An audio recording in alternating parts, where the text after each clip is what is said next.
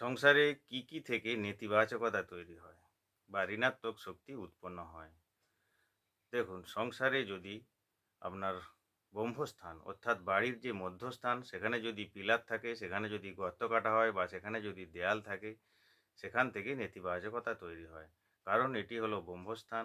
এখানে যে শক্তি উৎপন্ন হয় তা পুরো বাড়িতে পজিটিভভাবে ছড়িয়ে পড়ে। সেখান থেকেই বাড়িতে টাকার ফ্লো ভালো হয়, চাকরি বাকরি হয়, ছেলে মেয়ের লেখাপড়া ভালো হয় এবং সুস্বাস্থ্যের অধিকারী হয়।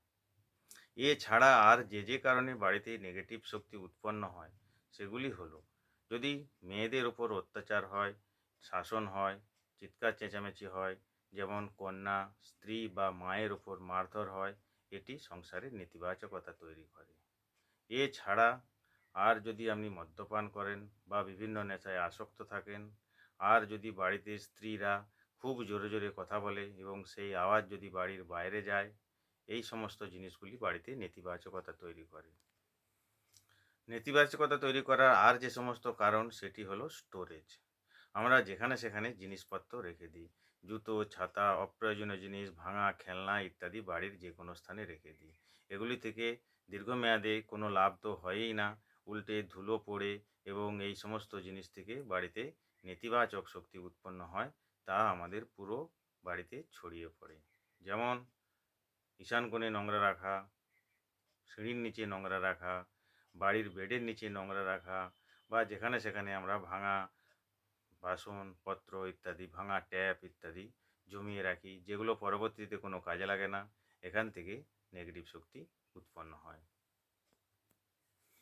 জুতো এবং ঝাঁটা গুছিয়ে না রাখা, বাড়ির প্রবেশপথের সামনে জুতো উল্টোপাল্টাভাবে রাখা, গুছিয়ে না রাখা, হ্যাঁ, একটার উপর আরেকটা রাখা বা উল্টে রাখা, একাধিক ঝেঁটা রাখা, একটা ঝেঁটার উপর আরেকটা ঝেঁটা রাখা, এগুলি নেতিবাচকতা তৈরি করে।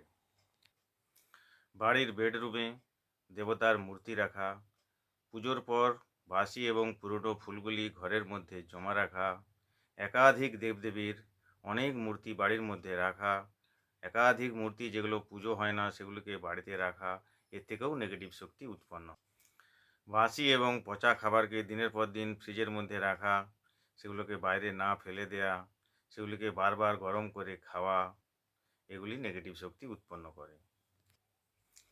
পুরনো জামা কাপড় যেগুলো আর কোনোদিনই কোনো কাজে লাগবে না সেগুলোকে বস্তাতে জমিয়ে রাখা এবং দীর্ঘদিন ধরে ঘরে জমিয়ে রাখা। এছাড়া ইলেকট্রিকের যে সমস্ত অপ্রয়োজনীয় জিনিস, হ্যাঁ, বাল্ব বা ইলেকট্রিক কোনো সরঞ্জাম, যেমন স্টেবিলাইজার, বাল্বের ভাঙা টুকরো বা অন্যান্য কোনো ইলেকট্রিক সরঞ্জাম, ইস্ত্রি প্রভৃতি যেগুলি খারাপ হয়ে গেছে, চার্জার লাইট ইত্যাদি যেগুলো কোনো দিন কোনো কাজে লাগবে না, সেগুলো বাড়িতে জমিয়ে রাখা উচিত নয়। এগুলি নেতিবাচকতা তৈরি করে। ঘরের এখানে সেখানে ঝুল ফাঁদ জমে থাকা চেষ্টা করবেন, বাড়িতে যেন মাকড়সার ফাঁদ একেবারেই না থাকে, এর থেকে ঘরে নেতিবাচকতা তৈরি হয়। এই সমস্ত বিষয়গুলি আমাদের খেয়াল রাখতে হবে, যা থেকে নেতিবাচকতা তৈরি হয় এগুলিকে কোনোভাবেই বরদাস্ত করবেন না। এগুলি বাড়ি থেকে সরিয়ে ফেলুন, তাহলেই আপনার ঘরে সমৃদ্ধি ফিরে আসবে। ধন্যবাদ।